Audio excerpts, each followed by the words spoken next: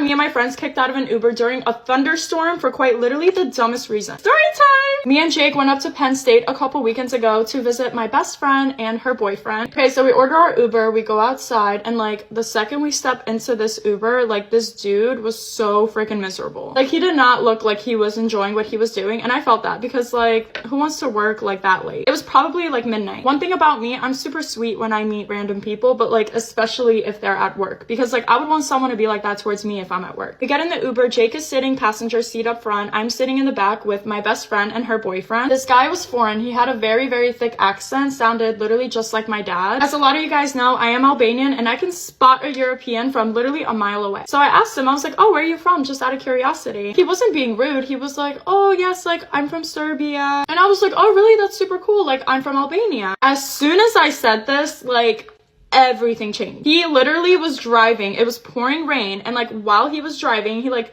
turns around and just gives me like the biggest death stare. It was so creepy. So what was I gonna do? I was just like, like, hello, like, focus on the road. I didn't say that, but I was just like, dude, it's pouring, focus on the road. When I tell you, this man did not say a single freaking word after that. After he gave me the death stare, he was just like completely freaking silent. So I was like, oh, like, which part are you from? Just trying to like make this, like kind of diffuse the situation and make it less awkward, because it was so freaking awkward. This man did not answer me. Like he was just genuinely ignoring me. So I was just like, okay, whatever. So, and I was already kind of drunk at the time, but like not that drunk. So I was just like, all right. So I continued my conversation with my friend in the back seat. I think we were talking about like a TikTok or something. And I was just like, oh, like what the F? Like, you know, like we were cursing. We weren't like screaming, but like we were cursing while we were talking. You guys, you will not believe what this man did. This man literally pulls over on the side of a road at this random neighborhood. It was so dark out. It was pouring. If you've never been to Penn State, that was my first time going, but like it's a really big school. Like you need Ubers to get around. You cannot walk everywhere. Anyway, he pulls over and then he literally like stops the car and like turns around and looks at me and goes, she needs to leave or else I'm calling the cops.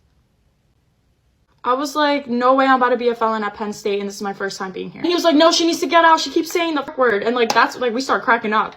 The way he said it, there was no way he wasn't joking, but there is a way because he wasn't joking. This man gets up in the pouring rain, gets up and like literally opens all of our doors and says, she needs to get out or I'm literally calling the police right now. And then Jake is like, wait, like you're being serious? And he was like, yes, very serious. Like get out right now or I'm literally like, I'm about to call the cops. So like, obviously we get out. When I realized he was being serious though, like that's when I got pissed off and I was like, go ahead and call the cops. Like, what are you gonna say? I have these drunk college kids in the back of my car and they're cursing.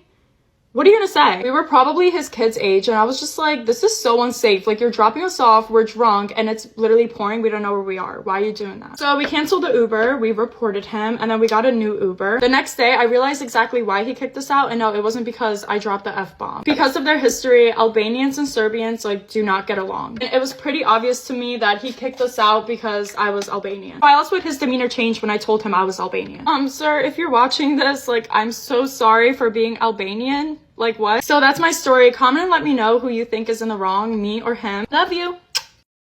The other night at Fashion Square Mall, my best friend and I were followed and honestly kind of harassed by this group of guys. It was honestly really, really scary. And I don't know why this stuff happens so much. I don't know if it's Arizona or what. We were in Dillard's in like the Ralph Lauren section upstairs. This group of like 5 guys walked past me. If I had to guess, they're probably all in their like early 20s, but I don't know for sure. I was literally looking down at the shirt and one of them just stops and looks at me and he goes, my hair is really effed up. Like, don't you think I need a haircut? I didn't even look at bro's hair if I'm gonna be so honest. I just said, yeah, you do. And then I walked away. I didn't really think that much of it because his like friends were laughing. I thought it was just a group of boys being boys. But I was still pretty clear like I did not want to conversate. So they walk away and a little bit later Becca and I walk downstairs and Becca goes, Jesse, isn't that same group of guys? And we see them like circling around the store, but they are downstairs now where we are. I still didn't think too much of it, but I did start paying more attention to it. So we go in the downstairs dressing room. We're in there for probably like 10 minutes. We come out and we see them again like across the store but still downstairs like circling. They're not looking at clothes. And I get that weird gut feeling where I kind of felt like, are they looking for us? We're trying on some dumb accessories in the mirror like downstairs, not in the dressing room now. And we're kind of in the middle of like this walkway. I should also mention they were literally right about to close, which is another reason I was nervous because the store was like very, very empty. But as we're on this walkway trying on hats, I noticed that there's 2 of them walking towards us and then I turn around and see that 3 of them are walking towards us from like the other direction, like closing in on us. And then they start whistling, like all 5 of them, and I can't tell if they're whistling at each other or us because we're literally standing in between them. Like they were going like And they just kept doing it over and over and over as they were like closing in on us, and it was really freaking me out. So my fight or flight instincts kick in. I just grab Becca's hand and I run. And she's like, Jessie, what are you doing? And I literally pull us into a dressing room. I don't think they saw us go in there because I was like looking behind me and like locked the door, and I was like, we need to stay in here for like 10 minutes. So we go to the dressing room, we're checking out at the place downstairs, and literally as we're paying for our stuff, Becca goes, oh my god, Jessie, they're right over there. They're back. And we were both talking about how we wanted to have a security guard like walk us out or something. And the cashier girl was like, wait, are you talking about those guys? And we were like, yeah. And the girl that works there literally tells us, yeah, so security's been on high alert about these guys for like 30 minutes because they keep pacing around the store just acting really suspicious, and we've been trying to get them to leave, but they just keep circling. So I was like, I wasn't crazy. And I told the girl, I was like, call me delusional, but I literally feel like they're looking for us right now. And she looked over at them and she was like, yeah, I would honestly probably have security walk you guys out, but there's only one security guard and he's upstairs. So we ended up just leaving from the downstairs and like making a run for it to the car. Thankfully we got there fine. And bottom line, just remember to trust your gut and be cautious everywhere you go, because unfortunately this stuff happens way too often and it's really, really scary. Story time of my parents finding my diary. I'm 22 and I grew up with really strict parents. In the 9th grade, I had a diary where I would just write about my day, including my boy crushes. And then one day I couldn't find my diary. You know, I figured I just like misplaced it somewhere, like it's fine, I'll find it. And then a few days later, my dad calls me out and he's literally standing there holding my diary. So he actually decided to read through it, and he read an entry where I talked about how I walked by my boy crush and we said hi to each other. Let's just say he beat the shit out of me that day. He literally thought that because I said hi to my crush that I was sleeping with him. Anyways, they threatened to send me to boarding school. They grounded me for a month. Thank God they didn't actually send me away. But yeah, I got in trouble, was grounded for a month. Continue going to school, but let's just say I no longer write in a diary anymore.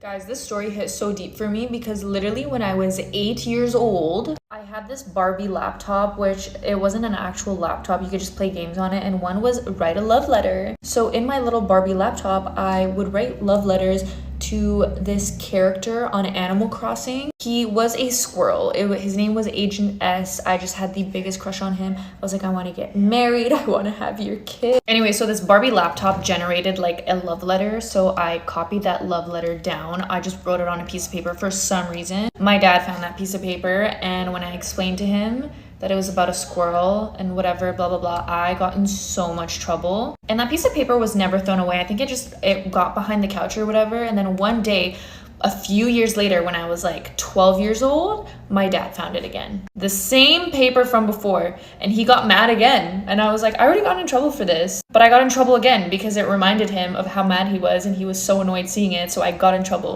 for something I did 4 years ago.